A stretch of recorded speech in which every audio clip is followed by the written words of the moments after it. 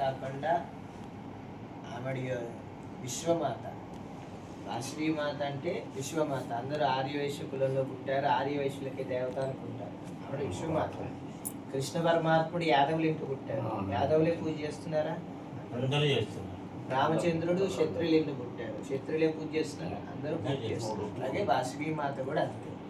అమ్మవారు 4000 సంవత్సరాలకు పూర్వం కుసుమశ్రేష్ఠి కుసుమాంబ అనే దంపతులకు సంతానం లేకపోతే పుత్రకామేష్టి యాగము చేయటం వల్ల యాగ ఫలముతో కలిగిన సంతానం వాళ్ళిద్దరు కమల పిల్లలు. పార్వతీదేవి అంశతో పుట్టారు అమ్మవారు. అలాగే నందీశ్వరుడు అంశతో పుట్టారు అమ్మవారి యొక్క సోదరుడు. వారు ఇక్కడ జన్మించడానికి గల కారణము పూర్వజన్మ వృత్తాంతంలో చూసుకుంటే సమాధి అనే ఒక వైశ్యుడు పరదేవత కోసం తపస్సు చేసి పరదేవత అనుగ్రహాన్ని పొంది చండీ సప్తశతి అనే యొక్క శ్లోకాలను రాజుకు ఉపదేశం చేస్తుంది. ఆ వైభవం అంతా చేసినాక రాజుకి పరదేవత అనుగ్రహం కలిగింది.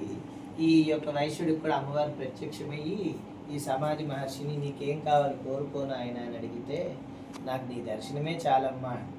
కాదు నాయన కోరుకోను ఆయన అంటే మరు జన్మలో నాకు కుమార్తెగా నువ్వు పుట్టానమ్మా అని కోరుకోగా ఆ కోరిక నెరవేర్త కొరకే ఆయనే సమాధి మహర్షి కుసుమశ్రేష్ఠి.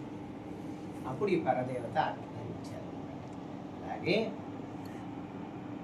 మనకి అమ్మవారు పూర్వజన్మ అసలు వృత్తాంతాన్ని చూసుకుని అమ్మవారి ఇట్లా వరం ఇవ్వబట్టి వచ్చారు. ఇలా చూస్తే శాపం ఎందుకు వచ్చిందంటే కీర్తి కన్య అనే ఆవిడ విశేషంగా సోమదత్తుడు అనే ఒక వైశ్య రాజుగా ఉండేవారు. ఆ కీర్తి కన్య చక్కగా అందంగా ఉండేది, ఆడుతూ పాడుతూ విహరిస్తూ ఉంది. అలా వాళ్ళ హిమాలయ ప్రాంతంలో అలా విహరిస్తూ ఉండగా అక్కడ చిత్రకంఠుడు అనే ఒక అసురుడు సంబంధించిన వాడు ఆయన ఈ కీర్తి కన్యను చూసి గాంధర్వ వివాహం చేసుకోవాలి అని. అప్పుడు ఆవిడ ఒప్పుకో, నేను పార్వతి అంశతో పుట్టాను, నువ్వు నన్ను చేపట్టాలని కోరుకున్నావు కదా, నేను అగ్నికైనా ఆహుతవుతాను కానీ నేను వివాహం ఆడను అని చెప్పానంటే అప్పుడు ఆయన అంటాడు, నేను వివాహం ఆడి తీరుతాను, నువ్వు భూలోకంలో మానవరాలుగా పుడతావు, నేను కూడా పుడతాను, నువ్వు ఏ కులాన్ని అయితే చూసి ఇప్పుడు ఇదిగా ఉన్నావో ఆ కులంలోనే మరణాన్ని జన్మిస్తావు, నువ్వు జన్మించినాక నేను చేపడతాను అని చెప్పంటే అప్పుడు అమ్మవారు అంటారు, నువ్వు నన్ను చేపడితే నేను నా కులం వారందరూ అగ్నికన్నా ఆహుతవుతాం కానీ నేను ఇది చేయను, నువ్వు చేపట్టడానికి వస్తే నా ఆహుతి విషయం విని నా ఆత్మరపణ తదనంతరం నీ శిరస్సు 1000 ఒక్కలు అవుతాను అని అమ్మవారికి ఈయనేంటి మీ కులమంతా అగ్నిలో ఆహుతవ్వాలని ఆయన. అమ్మవారేమో నువ్వు నన్ను పెళ్లి చేసుకోవడానికి వస్తే నీ శిరస్సు 1000 ఒక్కలు అవుతావు. ఆ శాపము వలన మానవ జన్మ వచ్చి మరలా ఆయనేమో విష్ణువర్ధనుడుగా, ఈమెడేమో వాసవిగా జన్మించారు. అందుకని ఈవిడ కన్యకగా ఆత్మార్పణ చేసుకున్నారు కాబట్టి వాసవి కన్యక, పరమేశ్వరిగా ఉంది కాబట్టి వాసవి కన్యక పరమేశ్వరి అయ్యారు అమ్మవారు.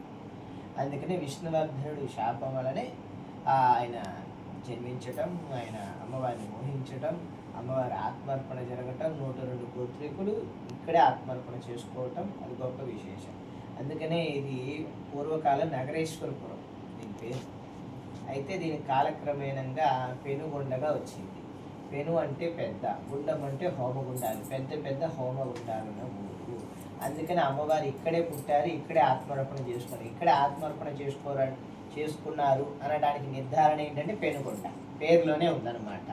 అందుకనే గవర్నమెంట్ కూడా ఇప్పుడు ప్రభుత్వం కూడా ఏం చేసిందంటే ఉమ్మడి ప్రభుత్వం, మన రాష్ట్ర ప్రభుత్వం ఉమ్మడి ప్రభుత్వం వారు దాన్ని ఆలోచించి ఈ ఊరికి పేరు మార్చాలి అని చెప్పని పెనుగొండ మనకి కర్ణాటకలో ఉంది. మళ్ళీ అనంతపూర్ వైపు కూడా ఒక పెనుకొండ, అది పెనుగొండ కాదు, అది పెనుకొండ. ఇది పెనుగొండగా ఉంది కాబట్టి ఈ పెనుగొండ ఇలా ఉండకూడదని వాసవి పెనుగొండ అని చేసింది. మన వాసవి శాంతిధామ అధ్యక్షులు డాక్టర్ పిఎన్ గోవిందరాజు గారు ఒక 7-8 సంవత్సరాల పైనుంచి 10 ఏళ్ళ నుంచి కృషి చేస్తున్నారు వాసవి పెనుగొండ కోసం. కృషి చేస్తుంటే ఆ కృషి ఫలమే ఇది లభించింది అనమాట. అందుకనే వాసవి పెనుగొండ అని చేశారనమాట. అందుకని